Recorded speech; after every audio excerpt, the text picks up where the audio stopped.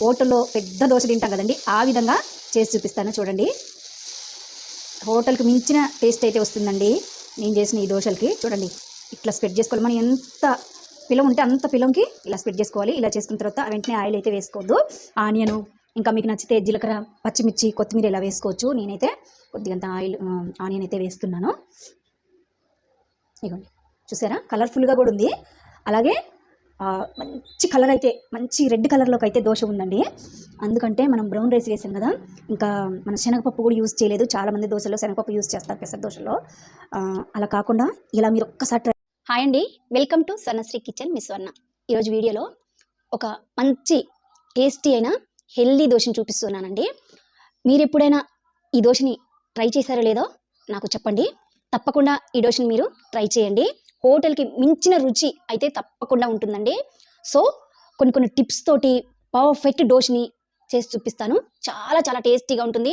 Hotel మించిన రుచి అయితే పర్ఫెక్ట్గా వచ్చేస్తుంది. సో వీడియోలోకి వెళ్ళి పూర్తిగా రెసిపీని చూసేద్దాం రండి. ఇప్పుడు మనకి పెసరట్టు నానపోసుకోవడానికి కావాల్సిన ఇంగ్రీడియంట్స్ అండి ఇవి. అయితే నేను ఇక్కడ పెసరపప్పు తీసుకున్నాను, పచ్చిది. అయితే మీ దగ్గర ఒకవేళ గుండులాగా ఉంటే వాటిని కూడా, పెసర్లు కూడా తీసుకోవచ్చు. లేకుంటే నార్మల్గా బయట సూపర్ మార్కెట్లో పప్పులాగా ఉంటుంది, అదైనా తీసుకోవచ్చు. నేను మాత్రం ఇలా బద్దలుగా ఉండే పెసరపప్పుని తీసుకుంటున్నానండి, 1 కప్పు. ఇక్కడేమో నేను ఇవి బియ్యం అండి, బ్రౌన్ రైస్ అనమాట. స్పెషల్ దోశ అని చెప్పాను కదా, స్పెషల్గానే ఉంటుంది. ఇప్పుడు ఈ రెండింటిని తీసుకున్న తర్వాత వీటిని ఒక బౌల్లో నానపోసుకుందామండి. ఇప్పుడు 1 కప్పు పప్పు తీసుకున్నాను. బౌల్ తీసుకొని ఈ బౌల్లో 1 కప్పుని వేసుకోవాలి. అలాగే మనం తీసుకున్న రైస్ ఉన్నాయి కదండి, బ్రౌన్ రైసు. నేనైతే బ్రౌన్ రైసు 2 స్పూన్ల వరకు వేస్తున్నాను. అయితే ఒకవేళ మీకు బ్రౌన్ రైస్ లేని వాళ్ళు అయితే మాత్రం నార్మల్గా మనం ఇంట్లో వాడుకునే బియ్యం ఉంటాయి కదండి, అన్నం వండుకునే, వాటినైనా కానీ యూస్ చేసుకోవచ్చు అనమాట. ఈ బ్రౌన్ రైస్ ఇంకొకరు హెల్దీనెస్ ఉండటం కోసం నేను బ్రౌన్ రైస్ అయితే యూస్ చేస్తున్నాను. టేస్ట్ కూడా బాగుంటుందండి బ్రౌన్ రైస్ తోటి మన పెసరట్టు. ఇలా వేసేసుకొని దీన్ని 3-4 టైమ్స్ కడిగేసుకొని 6 అవర్స్ పాటు నానపెట్టుకోవాలండి. ఇవ్వండి, 6 అవర్స్ పాటు మంచిగా అయితే మనకి పప్పు బియ్యం అయితే నానిపోయాయి. తర్వాత మరొక 2 సార్లు వీటిని శుభ్రంగా వాష్ చేసేసుకొని ఈ వాటర్ని అంతా తీసేసుకుందాం. ఇప్పుడు ఇవ్వండి, ఈ విధంగా అయితే మనకి వాటర్ అన్నీ తీసేసుకోవాలి. అక్కడక్కడగా నాకు బాగా పొట్టు అయితే ఉందండి. పొట్టున్నా పర్వాలేదు, పొట్టులోనే ఎక్కువ మనకి ప్రోటీన్స్ అలాగే పోషక విలువలు ఎక్కువ ఉంటాయి కాబట్టి ఇలా పొట్టుతోని మనం గారెలు చేసుకుంటే ఇంకొకరు టేస్ట్ పెరుగుతుంది. మంచి హెల్దీ ఫుడ్ అండి ఇది, హెల్దీగా కూడా ఉంటుంది. ఇప్పుడు ఒక మిక్సీ జార్ తీసుకొని వీటన్నిటిని ఈ విధంగా మిక్సీ జార్లో వేసేసుకోవాలి. ఇలా మనం బియ్యం పెసర అట్టులో వేసుకోవటం వల్ల మనకి పెసర అట్టు వేసుకున్నప్పుడు క్రిస్పీగా అయితే ఉంటుందండి మన పెసర దోశ. అందుకు కాబట్టి బియ్యం వేసుకోవాలన్నమాట. ఇగోండి, ఇలా మిక్సీ జార్లోకి అంతా మనం పప్పు వేసుకున్న తర్వాత ఇప్పుడు నా క్వాంటిటీ తగ్గట్టు నేను 1 కప్పు పెసరపప్పు తీసుకున్నాను కాబట్టి 3 పచ్చిమిర్చి తీసుకుంటున్నాను. 3 పచ్చిమిర్చిని ఇలా తుంపుకొని వేసుకుందాము. 1 ఇంచు అల్లం ముక్క కూడా వేసేసుకోవాలి. వేసేసుకొని 1 స్పూన్ అంతా జీలకర్ర కూడా వేసుకోవాలి. ఇప్పుడు 2-3 చిటికెళ్ళు పసుపు వేసుకోవాలండి. ఈ పసుపు మంచి కలర్ఫుల్గా వస్తాయి మనకు దోశలు, మంచి టేస్ట్ కూడా ఉంటాయి అన్నమాట పసుపు వేసుకోవటం వల్ల. ఇప్పుడు ఇవన్నీ వేసుకున్న తర్వాత మెత్తటి పేస్ట్ లాగా మనం గ్రైండ్ చేసుకోవాలన్నమాట. ఈ విధంగా మెత్తగా మనకి పేస్ట్ లాగా చేసుకోవాలండి. అవసరమైతే కొన్ని వాటర్ కూడా వేసేసుకొని ఈ విధంగా మనకి దోశ బ్యాటర్ లాగా రావాలి. మరీ ఎక్కువ జోరుగా అవసరం లేదండి, అలాగని మరీ గట్టిగా ఉండొద్దు. వీడియోలో చూపిస్తున్నాను చూడండి. ఇలా మనకు దోశ వేసినప్పుడు మంచి స్ప్రెడ్ కావాలన్నమాట. ఇలా పట్టేసుకున్న దాన్ని ఒక బౌల్ వేసేసుకుందాం మనం.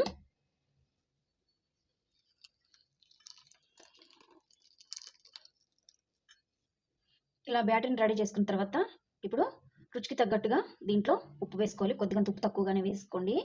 మనం చట్నీలో తింటాం కాబట్టి మనం చట్నీలో వేసుకున్నప్పుడు ఎక్కువ కాకుండా ఇలా కొద్దిగంత వేసుకోండి.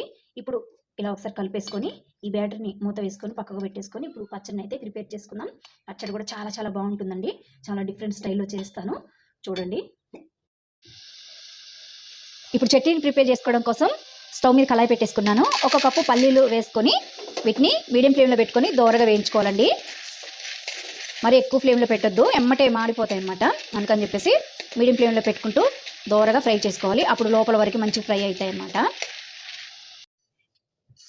ఇవ్వండి, ఈ విధంగా మంచిగా దోరగా అయితే మనకి ఫ్రై అయిపోయాయి. ఇప్పుడు వీటిని తీసేసుకుందాము ఒక గిన్నెలోకి. చూడండి ఈ విధంగా.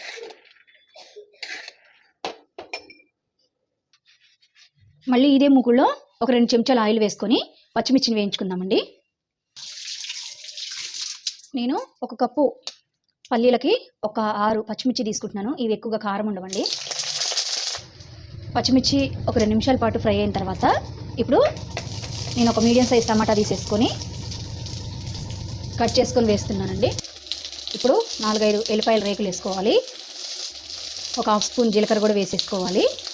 ఇది సేమ్ హోటల్లో మనం చట్నీ తింటూ ఉంటాం కదండి, ఆ స్టైల్లో ఉంటుందన్నమాట. చట్నీ చాలా బాగుంటుంది. ఇలా వేసుకొని ఒక 2 నిమిషాల పాటు టమాటా ముక్కలు మెత్తబడే వరకు ఫ్రై చేసుకోవాలి. టమాటా ముక్కలు కూడా చూస్తున్నారండి, ఈ విధంగా తుంపితే మనకి తునిపోయేలాగా ఇట్లా ఈ విధంగా వచ్చాక స్టవ్ ఆఫ్ చేసేసుకుందాము. వీటన్నిటిని కూడా మనం వేపుకొని చల్లారి పెట్టుకోవాలండి. చల్లారి పెట్టుకుని అన్నీ మిక్సీ జార్లో వేసుకొని కొద్దిగంత ఉప్పు వేసుకొని రుచికి తగినంత అండి వేసేసుకొని వీటిని మెత్తగా మనం మిక్సీ చేసుకోవాలి. కొన్ని వాటర్ వేసుకుంటూ మనకి ఎంత కన్సిస్టెన్సీ కావాలో ఆ విధంగా అయితే మనం మిక్సీ పట్టుకోవాలి.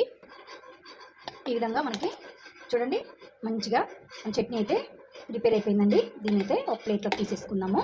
ఇలా చేసుకుంటే టేస్ట్ చాలా బాగుంటుందండి. ఇలా గట్టిగానే ఉండాలి మన పెసరట్లోకి.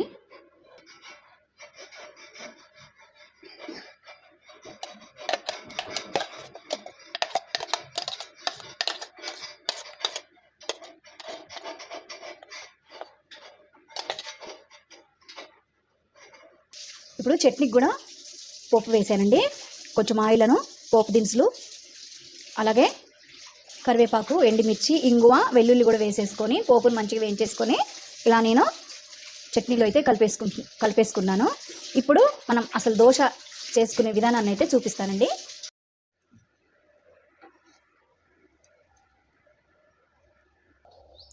ఇప్పుడు దోశ వేసుకోవడానికి అయితే పిల్లం వేసుకున్నానండి. చూడండి బాగా హీట్ ఉండాలి. హీట్ ఉన్న తర్వాత కొన్ని వాటర్ చల్లుకొని ఇప్పుడు మనం టిష్యూ ఉంటే టిష్యూ తోటి కానీ లేకపోతే ఒక మంచి క్లాత్ పెట్టుకొని క్లాత్ తోటి కానీ ఈ విధంగా తోట్ చేసుకోవాలి. ఇప్పుడు కొద్దిగంత ఆనియన్ ఇలా ముక్క చేసుకొని ఆనియన్ పట్టుకుంటే వేడొస్తుంది కాబట్టి ఇలా స్పోకును గుచ్చుకుంటే మనకి ఈజీగా ఇట్లా పిలానికి రుద్దుకోవచ్చండి. ఈ విధంగా ఇట్లా చూడండి రుద్దుకోవాలి, ఎక్కువ వద్దు. ఇది కాస్టేరియన్ అండి, అందుకే ఇంత కొంచెం ప్రాసెస్ ఉంటుంది అనమాట. అలాగే మళ్ళీ కొత్తది కూడా ఇది, అంటే కొత్తదేం కాదండి, 6-7 మంత్స్ అవుతుంది.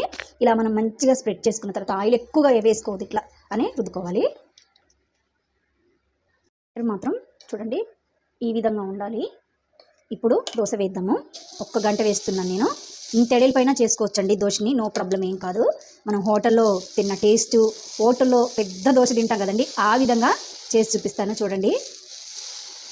హోటల్కి మించిన టేస్ట్ అయితే వస్తుందండి నేను చేసిన ఈ దోశలకి. చూడండి ఇట్లా స్ప్రెడ్ చేసుకోవాలి. మనం ఎంత పిలం ఉంటే అంత పిలంకి ఇలా స్ప్రెడ్ చేసుకోవాలి. ఇలా చేసుకున్న తర్వాత వెంటనే ఆయిల్ అయితే వేసుకోవద్దు. ఆనియను, ఇంకా మీకు నచ్చితే జీలకర్ర, పచ్చిమిర్చి, కొత్తిమీర ఇలా వేసుకోవచ్చు. నేనైతే కొద్దిగంత ఆనియన్ అయితే వేస్తున్నాను. ఇదిగోండి చూసారా, కలర్ఫుల్గా కూడా ఉంది. అలాగే మంచి కలర్ అయితే, మంచి రెడ్ కలర్లోకి అయితే దోశ ఉందండి. అందుకంటే మనం బ్రౌన్ రైస్ వేసాం కదా, ఇంకా మన శనగపప్పు కూడా యూజ్ చేయలేదు. చాలామంది దోశలో శనగపప్పు యూజ్ చేస్తారు, పెసర దోశలో. అలా కాకుండా ఇలా మీరు ఒక్కసారి ట్రై చేయండి, చాలా చాలా బాగా వస్తుంది. మీ ముందే పిండంతా కలిపాను, మిక్సీ పట్టాను, అన్నీ నానబోసాను చూసారు కదా. ఇప్పుడు ఒక 2 నిమిషాలు దోశని పిల్ల మీద వేసుకున్న తర్వాత కొద్దిగంత నూనె ఇట్లా స్ప్రెడ్ చేసుకోండి. చూడండి సూపర్ వస్తుందండి, అసలు మీరు అవక్క అయిపోతారనమాట, అంత బాగా వస్తుంది దోశ. టేస్ట్ చాలా చాలా అల్టిమేట్గా ఉంటుంది ఈ దోశ టేస్ట్ అయితే. ఇదండి, ఇప్పుడు మనకి ఆయిల్ వేసుకున్న తర్వాత దానంతట అదే పైకి వస్తూ ఉంటుంది దోశ. ఇప్పుడు మీడియం ఫ్లేమ్లో, హై ఫ్లేమ్లో పెట్టుకోండి, దోశ మంచిగా కాలుతుందనమాట. మీరు ఎప్పుడైనా ఇలా ట్రై చేశారండి? ట్రై చేయకపోతే తప్పకుండా ఒక్కసారైనా సరే ఈ దోశని హోటల్ స్టైల్కి మించిన అటువంటి దోశని నేను చూపించాను, ట్రై చేయండి, సూపర్గా ఉంటుంది. చూడండి దోశ ఎట్లా వస్తుందో చూసారా ఫ్రెండ్స్, ఎర్రగా గాలిపోయింది. ఇక్కడ చూస్తుంటేనే మీకు అర్థమవుతూ ఉంటుంది. ఇట్లా పర్ఫెక్ట్గా దోశలు నేను చూపించినట్లు మీరు కూడా వేసుకోండి, చాలా చాలా బాగా వస్తాయి. చూసారా ఇదండి. మళ్ళీ అందులో కాస్టేరియన్లో వేసుకుంటే మనం హోటల్లో తిన్న రుచే ఉంటుందన్నమాట, అంత బాగుంటుంది. మరొక నిమిషం పాటు ఇలాగే దోశను తీసుకున్న తర్వాత ఇలా కాల్చుకుందాము. రెడ్ కలర్లో సూపర్గా వస్తుందండి. చూస్తున్నారా?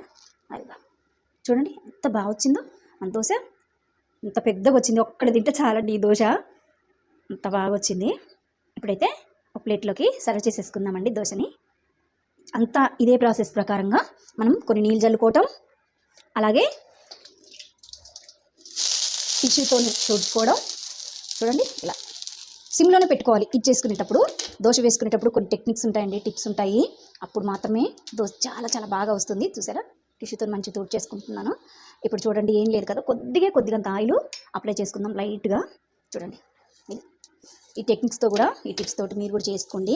అలాగే వీలైనంత మట్టుకి కాస్ట్ ఐరన్సే వాడుకోండి, ఎందుకంటే మన హెల్త్కి చాలా చాలా మంచిదనమాట. అందుకని అనమాట నాన్ స్టిక్ వాడొద్దండి. ఎప్పుడైనా ఒకసారి అయితే పర్వాలేదు, కానీ మొత్తానికి నాన్ స్టిక్ వాడుకోవద్దు. కొంచెం ఇది కాస్ట్ ఐరన్ కాబట్టి కాస్ట్ ఉంటుంది, నో ప్రాబ్లం అండి. ఇప్పుడు మళ్ళీ రెండో దోశ వేస్తున్నాం కదండి, మళ్ళీ పిండిని ఏం చేయాలంటే చూడండి, ఈ విధంగా మళ్ళీ ఒకసారి కలిపేసుకోవాలి. కలుపుకొని మళ్ళీ దోశ వేసుకుందాం. చూడండి, అంతేనండి, చాలా సింపుల్. ట్రై చేయండి మీరు కూడా. అన్నీ ఇదే విధంగా మా ఇంట్లోకైతే నేను కాల్ చేసి ఇస్తానండి, టేస్ట్ కూడా చేస్తాను. ఇప్పుడు ఇదిగోండి, ఇలాగే అన్నీ ఇదే విధంగా నేను కాల్ చేసుకుంటున్నాను. చూస్తున్నారా? కొద్దిగంత మీకు మందంగా కావాలంటే కొంచెం మందంగా వేసుకోండి, లేదంటే పలచగా కావాలంటే ఎక్కువ తిప్పుకోండి. చూసారండి ఎట్లా దోశకంతా వచ్చేస్తుందో? చూడండి, ఇది పర్ఫెక్ట్ దోశ అండి. ఇదే మనం చూస్తేనే వీడియోలో అర్థమైపోతూ ఉంటుంది, అంత బాగా వచ్చిందనమాట. అన్నిటిని కూడా నేను ఇదే విధంగా కాల్ చేసుకున్నానండి. చూడండి, అయిపోయిందనమాట. అంతేనండి, మన పెసరట్టు దోశ, పెసరట్టు ఏదైనా అనొచ్చు, కానీ పర్ఫెక్ట్గా అయితే వచ్చేసింది. వీడియో మొత్తం పూర్తిగా చూసేశారు కదా. చూడండి, టేస్ట్ కూడా చేస్తున్నాను, ఎంత బాగా వచ్చినాయండి. క్రిస్పీ కావాలనుకున్న వాళ్ళు క్రిస్పీగా వేసుకోవచ్చు, మెత్తగా కావాలనుకున్న వాళ్ళు, ఇంట్లో వాళ్ళు మెత్తగా ఇష్టపడతారు కదా, అలా కూడా వేసుకోవచ్చు. చట్నీ కూడా చేశాను, సేమ్ మన హోటల్లో కంటే మించిన రుచి. ఈ దోశ ఉండకపోతే మీరు ట్రై చేసినాక నన్ను అడగండి. ఇప్పుడే టేస్ట్ చేస్తా. ఎంత కమ్మగా ఉందో.